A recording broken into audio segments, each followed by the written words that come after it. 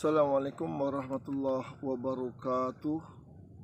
Alhamdulillahirabbil alamin wassalatu wassalamu ala asrafil anbiya'i wal mursalin wa ala alihi wa ashabihi wa man tabi'ahum bi ihsanin ila yaumiddin. Puji dan syukur marilah kita ucapkan kehadirat Allah Subhanahu wa taala, serta selawat dan salam marilah kita tujukan kehadirat Rasulullah sallallahu alaihi wasallam, kepada keluarganya, sahabat-sahabatnya, dan orang-orang yang telah mengikuti sunnahnya sampai hari kiamat. Pendengar kaum muslimin yang dimuliakan oleh Allah Subhanahu wa ta'ala, bahwa untuk menghadapi tipu muslihat iblis, setan laknatullah alaih, yang ingin menyesatkan manusia, menjauhkan manusia dari kebenaran, memasukkan manusia ke dalam neraka, maka berbagai macam cara, berbagai macam usaha, berbagai macam tipu daya dia lakukan untuk menyampaikan misinya, tujuannya, bagaimana manusia itu jauh kepada Allah Subhanahu wa taala, bagaimana manusia itu bisa masuk ke dalam neraka jahanam. Oleh sebab itu Allah Subhanahu wa taala menurunkan nabinya, para anbiya, para rasul, untuk menyelamatkan umat manusia, agar manusia ini menjadi hamba-hamba yang beriman, hamba-hamba yang bertawakal hanya kepada Allah Subhanahu wa taala. Maka diutuslah nabi.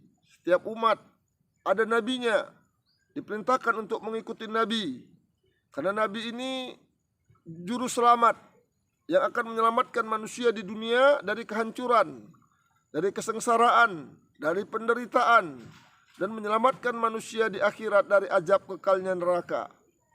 Jemaah yang dimuliakan oleh Allah Subhanahu wa taala, untuk menghadapi tipu daya iblis ini dibutuhkan iman dan tawakal.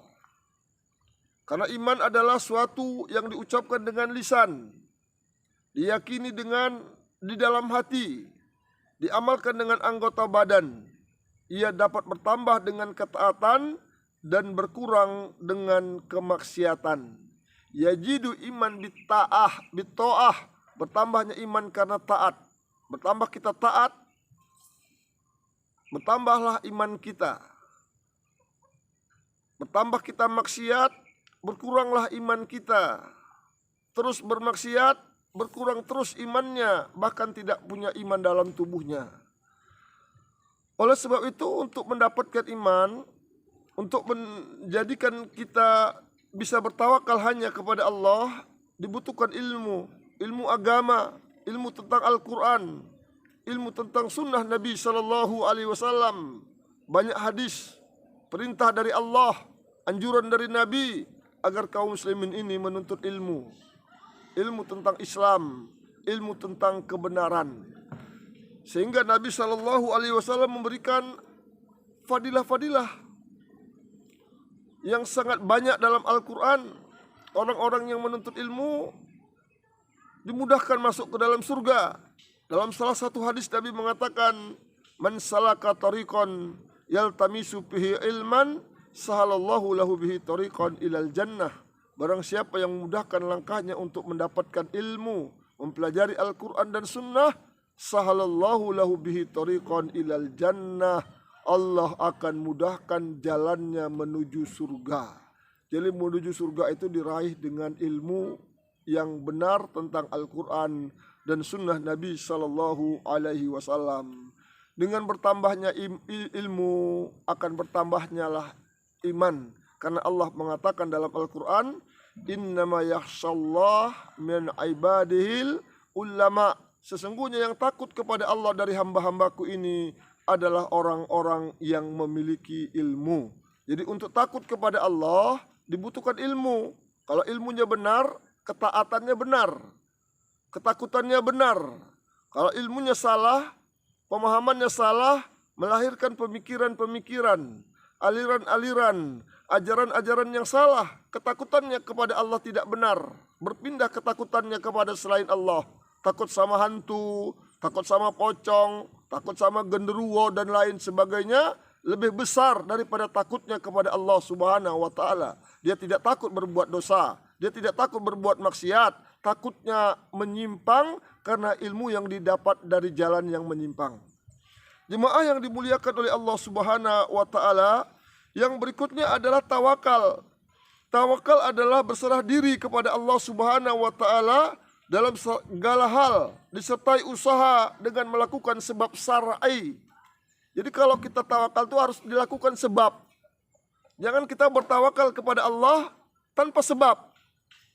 Diikatkan unta dilepaskan, kalau dasarnya hilang, nggak diikat. Ini namanya goblok, bukan tawakal kepada Allah Subhanahu wa taala.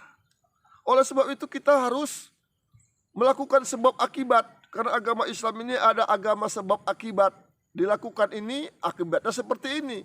Dilakukan seperti ini, akibatnya seperti ini. Maka kalau dia mau jadi orang beriman, dia harus punya ilmu. Harus tuntut ilmu. Gak mungkin orang goblok bisa beriman tiba-tiba. Nggak bisa. Maka ilmu itu dituntut. Maka disuruh oleh Nabi talabul ilmi. Penuntut. Menuntut artinya mencari. Maka Nabi katakan talabul ilmi faridatan ala kulli muslim. Menuntut ilmu itu adalah kewajiban setiap muslim. Jadi dituntut ilmu. Jadi Nabi nggak ingin umatnya itu jadi orang goblok, orang bodoh. Bodoh tentang agamanya, bodoh tentang halal haram, sehingga jadi jadi makanan setan, mudah dirayu setan, mudah dirayu iblis. Ini tidak diinginkan oleh Nabi Shallallahu Alaihi Wasallam. Maka kita disuruh bertawakal kepada Allah.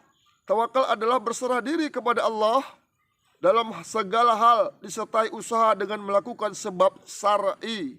Maka orang yang benar-benar bertawakal kepada Allah adalah mereka yang tidak mengharap kepada selain Allah, tidak menuju kepada selainnya, tidak berlindung kepada selainnya, tidak memohon segala kebutuhan kecuali kepadanya, tidak melangkah kecuali dengan keribaannya. Mereka tahu bahwa apa yang dikehendaki Allah Subhanahu wa taala pasti terjadi, dan apa yang tidak dikehendaki Allah tidak akan pernah terjadi. Hanya Dialah yang mengatur dalam kerajaan ini. Tiada sekutu baginya, tiada yang dapat menolak ketetapannya, dan Dialah yang maha cepat hisabnya. Atas dasar inilah Sa'id bin Jubair berkata, tawakal kepada Allah adalah inti dari keimanan. Itu dijumpai dalam Majmu' Fatawa Syekhul Islam. Jadi tawakal kepada Allah itu adalah inti keimanan. Jadi nggak pernah orang Islam itu mengeluh, keluh kesah, tidak pernah. Tawakal kepada Allah. Orang-orang mukmin yang bertawakal kepada Rabb mereka tidak akan diganggu setan, karena ia tidak punya kuasa untuk mengganggu mereka. Allah Subhanahu wa taala berfirman dalam Al-Quran surah An-Nahl ayat 99 sampai ayat yang ke-100. Innahu laisa lahu sultanun alal ladina amanu wa ala rabbihim yatawakkalun. Innama sultanuhu alal ladina yatawallawnahu wal ladina hum bihi musyrikun. Sesungguhnya syaitan itu tidak ada kekuasaannya atas orang-orang yang beriman dan bertawakal kepada Rabb-nya. Jadi syaitan itu tidak punya kuasa, tidak bisa menguasai, tidak bisa merusak, tidak bisa menghancurkan, tidak bisa mensantet, mempelet orang-orang yang bertawakal kepada Allah. Beriman dan bertawakal kepada Allah. Sesungguhnya kekuasaan setan hanyalah atas orang-orang yang mengambilnya jadi pemimpin, dan atas orang-orang yang mempersekutukannya dengan Allah.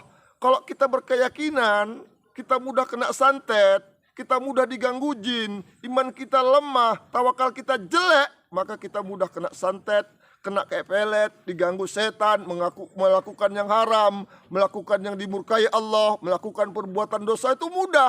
Tapi kalau imannya dia perbaik, imannya dibaguskan, tawakalnya dibaguskan, mengikuti aturan yang diajarkan Nabi, maka Allah akan lindungi dia. Allah akan jaga dia, dijaga di dunia dari segala bentuk perbuatan dosa, dijaga di akhirat dari azab kekalnya neraka. Jadi dijaga. Jadi untuk mendapatkan penjagaan Allah itu dibutuhkan iman, dibutuhkan tawakal kepada Allah Subhanahu wa taala. Allah Subhanahu wa taala telah menafikan kekuasaan setan atas orang-orang yang bertawakal. sesungguhnya setan itu tidak ada kekuasaannya atas orang-orang yang beriman dan bertawakal kepada Rabb-nya. Jadi iman dan tawakal itu benteng yang kokoh, benteng yang kuat untuk menghalangi seseorang dari gangguan setan, dari gangguan iblis yang akan mencelakainya. Dan Allah Subhanahu wa Ta'ala telah menetapkan kekuasaannya atas orang-orang yang menjadinya sebagai wali. Jemaah yang dimuliakan oleh Allah, setan tidak mempunyai cara untuk menguasai kaum mukminin yang bertawakal, baik dari segi hujah maupun kemampuan untuk menyesatkan mereka dari Islam. Hujah tersebut, hujah disebut juga kekuasaan sultan. Kekuasaan sultan, karena orang yang memiliki hujah tersebut bisa menguasai pihak lain dengannya, sebagaimana orang-orang berkuasa memerintah dengan tangannya. Jika dikatakan, bukankah dosa-dosa yang dilakukan oleh mereka disebabkan karena penguasaan setan?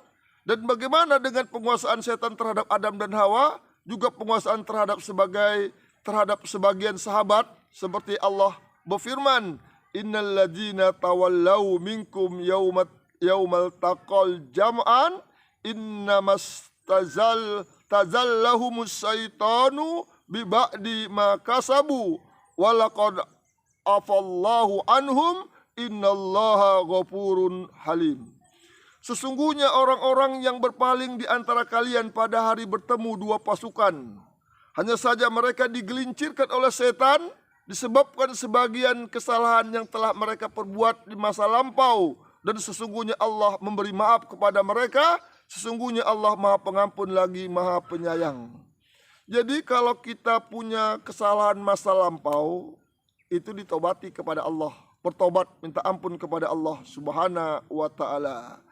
Jawabannya sebagaimana yang dikatakan oleh Imam Ahmad, makna ayat tersebut bahwa iblis tidak memiliki kekuasaan untuk menyesatkan manusia dari agamanya atau dalam beribadah kepada Rabb-nya, akan tapi dapat mengenai mereka dari sisi dosa.